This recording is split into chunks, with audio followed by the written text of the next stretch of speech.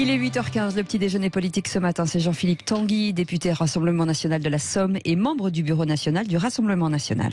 Bonjour Jean-Philippe Tanguy. Bonjour. La bataille pour la tête de la commission des finances, le match RN-NUPS. Pourquoi êtes-vous candidat? On va beaucoup parler de vous dans les 2 jours qui viennent. Alors d'où venez-vous? 36 ans, ancien compagnon de route de Nicolas Dupont-Aignan, diplômé de l'ESSEC et de Sciences Po. Commençons donc par cette première journée à l'Assemblée hier, inédite et historique, jamais autant de députés RN et puis une femme et insoumis, et puis une femme pour la première fois sur le perchoir. On a vu des députés RN et insoumis côte à côte, mais pas franchement visiblement dans la meilleure ambiance. Le jeune député Laurent Boyard, par exemple, qui n'a pas serré la main de votre collègue RN, Philippe Ballard. Comment avez-vous ressenti cette première journée? Est-ce que c'était tendu?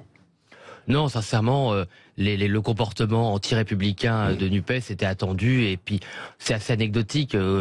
Tous les autres collègues se sont très bien comportés, il y avait une bonne ambiance, et tout le monde était assez fier en fait de cette assemblée qui représente enfin la diversité des opinions des Français. C'est ça le grand enjeu de l'élection. C'est pas que NUPES, comme d'habitude, veuille décider qui est gentil, qui est méchant. Surtout quand on connaît le profil de Monsieur Boyard qui se vante d'avoir été un dealer, si vous voulez. Bon, le fait qu'il parce qu'il a fumé des joints. Non, il a dit sur une autre antenne qu'il avait même vendu de la drogue. Donc bon, moi les brevets de moralité, si vous voulez, de ce genre d'individu, peut pas dire que ça m'empêche de dormir. De Louis Boyard, oui. Est-ce qu'il y a eu des consignes de donner au RN d'une forme de respectabilité en venant à l'Assemblée nationale?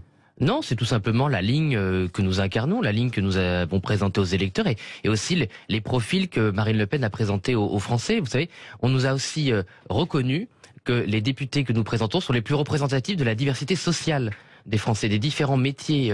Comme Français. Les Insoumis aussi. Plus qu'eux qui prétendent toujours représenter le peuple. Le parti du peuple, c'est évidemment le Rassemblement National. Donc c'est tout naturel qu'on se comporte correctement. Mais vous savez, c'est aussi nos valeurs. Moi, je viens du gaullisme. Pour moi, la Ve République, c'est un texte sacré. Ce sont des institutions stables que les Français soutiennent. Il n'y a pas à se comporter comme des pirates ou des malotrus. Oui, alors à propos de gaullisme, revenons-y, puisqu'il y a eu une période justement qui a été évoquée, celle de l'Algérie française, puisque la séance était présidée par le doyen, un député RN, José González, qui a fait référence à cette Algérie française, de son enfance, c'était émouvant pour certains, et puis devant les journalistes, il a déclaré ne pas être là, par exemple, pour juger si l'OAS a commis des crimes. Est-ce que vous assumez totalement, vous, cette part de discours, vous qui venez de faire référence aussi au gaullisme, justement? Mais vous savez, être gaulliste, et on en avait parlé au moment de l'accord entre Marine Le Pen et Nicolas Dupont-Aignan en 2017, ce n'est pas être aveugle sur l'histoire. Et justement, j'étais très sensible, alors que je n'ai aucun lien avec les pieds noirs, les rapatriés, les harkis, justement à l'émotion de notre ami González, qui représente l'émotion de millions de Français, d'une histoire qu'ils ont vécue intimement, personnellement. Et ce n'est pas faire de la politique, ça. Et ensuite, sur la question sur le fait qu'il n'avait pas à juger les crimes de l'OAS, après, on en a parlé tous ensemble. En fait, on lui a demandé lui-même de devenir juge. Et il a dit, c'est à l'histoire d'établir les faits, c'est à la justice d'établir les faits. Ce n'est pas aux hommes politiques de décider. Non, mais l'histoire c'est la ligne aussi. C'est vrai que c'est la ligne aussi de la droite française depuis des années. Il y a des historiens, il y a des experts, il y a des tribunaux, et c'est vrai que c'est souvent la gauche qui mélange tribunal et politique. Ouais. Est-ce que ce n'était pas un peu maladroit, du coup, d'évoquer ça quand même après l'OAS, et puis le discours sur l'Algérie française? Sincèrement, le discours, moi j'ai... Parce qu'il dit, j'étais arraché, etc. Il y a eu aussi, alors qu'aujourd'hui on parle beaucoup de colonisation, décolonisation, il faut pas oublier ce moment qui était important quand même aussi pour les Algériens eux-mêmes. Mais bien sûr, mais il n'en a pas du tout parlé de cette façon-là. Il a parlé de sa vie, de ce que le fait de présider l'Assemblée en tant que doyen, après tant ces années, lui faisait ressentir à titre personnel, comme enfant à l'époque, comme jeune, comme membre d'une famille, comme membre d'une communauté de plusieurs centaines de milliers de personnes qui a dû changer de terre, en connaître une autre. Et c'est de ça dont il a parlé. À aucun moment, il a parlé de cet épisode comme un épisode politique. Bon, donc il n'y avait pas de honte à avoir, comme par exemple a dit la NUP. Mais d'ailleurs, excusez-moi, le discours lui-même, tout le monde peut le voir sur Internet, a été applaudi sur tous les bancs, parce que tout le monde a perçu le discours comme un témoignage d'une personne. Mais d'ailleurs, ce témoignage aurait pu faire par des gens de gauche. Vous savez très bien, dans le sud de la France, les partis de gauche, aussi d'une certaine gauche, ont souvent été liés au destin et à l'histoire familiale et personnelle des Français rapatriés et des harkis. Oui, venons-en aussi aux différentes élections à l'Assemblée cette semaine. Donc hier, c'est Yaël Braun-Pivet qui a été élue première présidente de cette Assemblée nationale dès le 2e tour, plutôt qu'au 3e. où elle aurait pu être élue à une majorité relative parce qu'il y a eu le retrait de Sébastien Chenu. Alors, ce qui a fait dire du coup, à Jean-Luc Mélenchon, il a dénoncé des petits arrangements entre amis. Qu'est-ce que vous lui répondez ? Non mais c'est vraiment le cinéma. Je remercie d'ailleurs Monsieur Mélenchon au moins d'avoir montré son vrai jeu et la réalité du personnage, parce que tout ça c'est du cinéma. Vous savez, il y a des hommes politiques comme nous, comme d'autres, qui respectent les institutions et qui prennent acte des élections. Là j'ai vu ce matin qu'il avait fait un billet expliquant que maintenant il y avait un 4e tour. Alors il a perdu le premier, il a perdu le deuxième, par définition le deuxième, il y a eu le 3e et maintenant il dit il y a un 4e tour. Non, il y a eu des élections, les gens ont voté. Nous on a fait une belle percée aux élections législatives. Monsieur Mélenchon a perdu. C'est la coalition du président de la République qui a une majorité relative. C'est le sort des urnes. Donc il y a deux attitudes à ça. Il y a soit faire du cinéma à l'Assemblée, faire perdre du temps à tout le monde, y compris aux Français, alors qu'il y a beaucoup de travail à faire, il y a du pain sur la planche, en faisant un nombre de tours ridicule, alors qu'on sait très bien le résultat à la fin. Soit il y a là, il a le droit de porter une opinion, quoi. Non, même c'est par pas une rapport opinion. à ce qui... Non, mais c'est en fait, ils vont faire ça. Vous allez voir, ils vont faire ça encore aujourd'hui toute la journée. Ils l'ont fait aussi à moindre échelle aux conseils régionaux. On le connaît. C'est qu'en fait, au lieu de parler du fond, la gauche fait toujours, enfin Nupes fait toujours un cirque de moindre histoire et essaie de forcer. le règlement. Vous aussi, au Rassemblement national, vous l'avez fait parfois, quoi. On se souvient de Odoul, par exemple, à l'Assemblée régionale de Bourgogne. Ça n'a rien à voir. Là, je vous parle des institutions, des votes. On aurait fait un 3e vote. Le résultat aurait été le même. On aurait perdu du temps et les Français auraient encore assisté à ce cinéma. Moi, je peux vous dire, dans la Somme et partout, et d'ailleurs, vous le savez bien avec vos auditeurs, j'en suis sûr, ils veulent qu'on se mette au boulot. Voilà. Ils n'ont pas envie qu'on passe notre temps à savoir, on va faire un 3e tour, on va faire passer notre vie à voter. À chaque fois, c'est 1 heure. C'est les agents aussi de l'Assemblée qui ont autre chose à faire. Voilà. Faut arrêter de faire du cinéma et maintenant, faut se mettre au travail. Moi, j'ai pas été élu pour faire des tours et des ronds de jambes à l'Assemblée pour savoir qui va faire quoi. Oui, Jean-Philippe Tanguy, est-ce que vous saluez le fait aussi au passage qu'une femme soit pour la première fois à la tête de l'Assemblée, Yaël Braun-Pivet en l'occurrence? Mais absolument. D'ailleurs, dans son discours, de manière très républicaine, Madame Braun-Pivet a rappelé que ce sont les gaullistes qui ont donné enfin le droit de vote de femmes après un siècle de cinéma, notamment qui venait des sénateurs de gauche au Sénat. Je le rappelle que ce sont les sénateurs de gauche qui ont bloqué le vote des femmes pendant presque un siècle. Oui. Bon, venons-en aussi à l'un des grands moments attendus cette semaine à l'Assemblée. C'est l'élection à la présidence de la Commission des Finances. Ce poste revient traditionnellement au principal parti, au principal groupe d'opposition. Ça devrait se jouer entre vous, le RN, et la NUPS. Vous êtes le candidat du RN, Jean-Philippe Tanguy, et Éric Coquerel de la NUPS. Est-ce que vous avez davantage de chances de l'emporter, sachant que si on regarde, finalement, c'est quand même la NUPS qui a davantage de députés, quoi, avec un groupe qui est plus large. Alors non, c'est pas un groupe, justement. Mais là, on en revient exactement à ce qu'on disait. Non, mais c'est exactement le comportement, si vous voulez, de Nupes. Ils veulent tirer avantage du tout et faire utiliser les failles du règlement au lieu de se conformer à l'esprit républicain des institutions. Que dit le règlement? C'est l'Assemblée doit représenter l'équilibre politique des élections. Enfin, ce qui paraît quand même la moindre des choses. Bon. Oui. Tout le monde a reconnu au lendemain des élections, Monsieur Larcher, qui est un adversaire historique du Rassemblement national, Monsieur Fesneau, qui était l'ancien ministre des Relations avec le Parlement, Monsieur Woerth, l'ancien président de la Commission des Finances, a dit c'est le Rassemblement national. Ils étaient surpris puisque personne s'attendait à ce résultat, qui est le premier groupe d'opposition, aussi bien du politique. Parti. Non, groupe aussi à l'Assemblée. Oui. Et la NUP, il y a 4 groupes. Et en plus des groupes qui n'ont absolument pas les mêmes positions sur les questions budgétaires et fiscales. Et en fait, qu'est-ce qu'ils veulent? C'est que quand ça les arrange, ils veulent être 4 groupes. Par exemple, vous savez qu'un groupe a le droit à une commission d'enquête. Oui. Donc ils veulent 4 commissions d'enquête parce qu'ils sont 4 groupes. Oui. Et par contre, quand ça les arrange, ils veulent la présidence en faisant un seul groupe. Sauf que je prends le pari ici, et je pourrais revenir vous voir, qu'à la rentrée, ils seront déjà 4 groupes et qui se seront déjà chamaillés. Donc on peut pas profiter du règlement comme ça.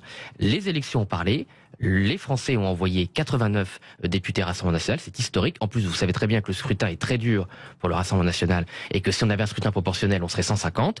Donc c'est historique. Qu'on en prenne acte. Tout le monde en a pris acte, ce que vous dites, Mélenchon. Oui, ce que vous dites, Jean-Philippe Tanguy, ce matin, c'est que si la NUPS se présente en groupe, en regroupant en fait le PS, les écolos, le PC, etc., c'est de la magouille pour vous alors. Mais bien sûr que c'est une magouille. Mais bien sûr que c'est une magouille. Donc il faut que tout le monde prenne ses responsabilités.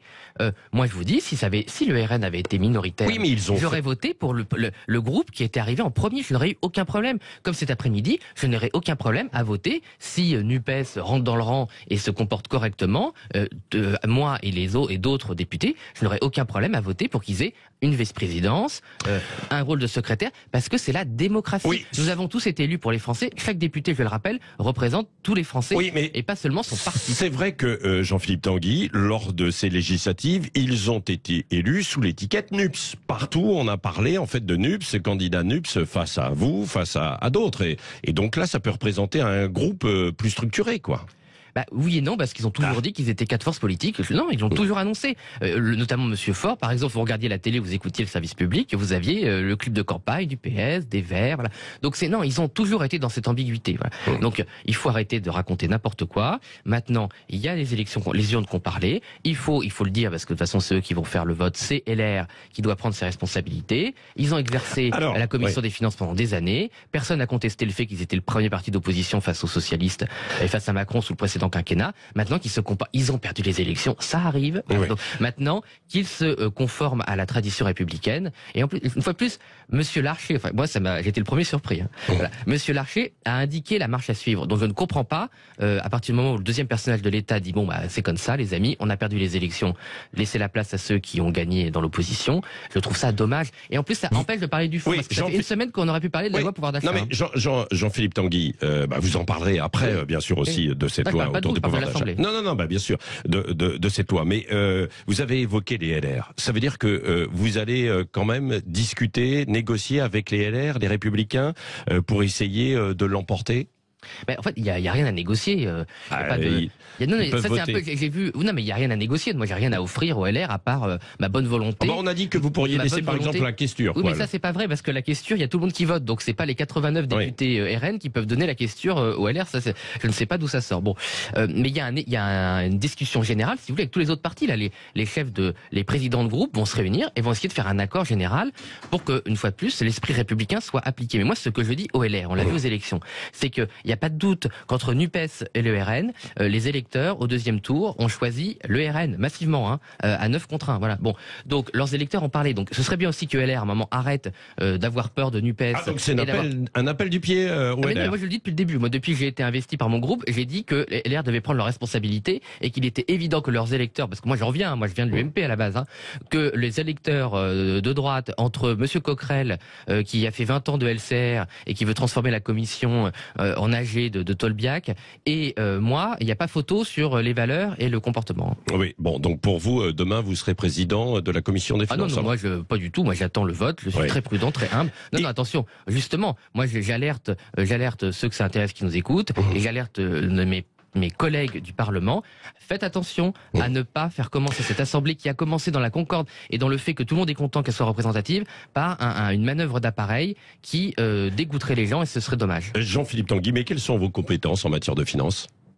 Bah écoutez, moi c'est les études que j'ai faites. Vous avez gentiment rappelé mon CV, le début d'expérience professionnelle que j'ai fait. Travailler dans des entreprises. Bon, vous n'êtes pas resté très longtemps dans les entreprises. Non, mais après je suis un jour on pourra en revenir pour en parler si vous voulez. Mais ensuite avec Monsieur Dupont-Aignan, j'ai géré une agglomération de 200 000 personnes. On a fait une fusion où il fallait faire fusionner tous les taux d'impôts locaux. J'ai négocié des contrats de service public comme le contrat d'eau où j'ai fait une grosse économie. Voilà.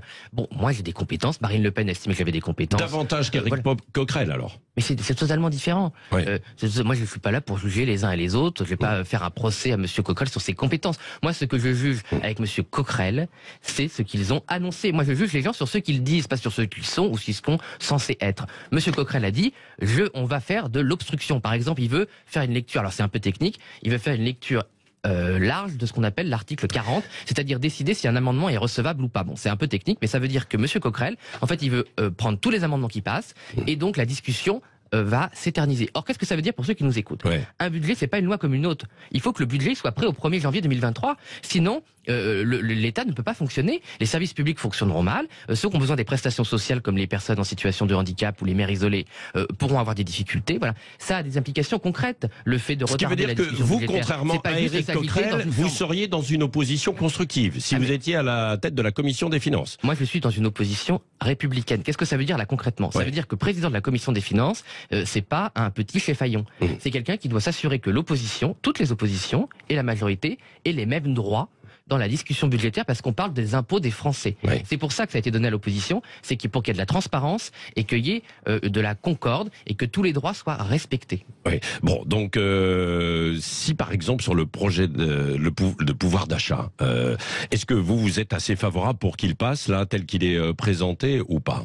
Alors moi je sais pas Ça, comment. non mais c'est Moi, je l'ai assez pas concret vu, quoi. oui, non mais vous avez vu par la exemple, revalorisation de certaines Oui. allocations, Mais c'est du pas de hausse consensus. des loyers Mais- au-delà de 3,5%. Oui, bon, il y aurait des choses à dire sur Oui. la réalité de ces hausses des loyers, mais sur en fait, bon, c'est la Non mais loi pour du- savoir si vous Mais- êtes constructif ou en mais non, mais opposition attendez, quoi. tout le monde, il y a des consensus, tant mieux. Ouais. Tout le monde est d'accord pour indexer, les retraites et les prestations sociales sur l'inflation. C'est normal, sinon on spolie les gens, on les vole Ouais. puisque leur pouvoir d'achat diminue. Donc ça, c'est normal. Après, il y a une discussion à avoir sur comment on fait pour augmenter les salaires.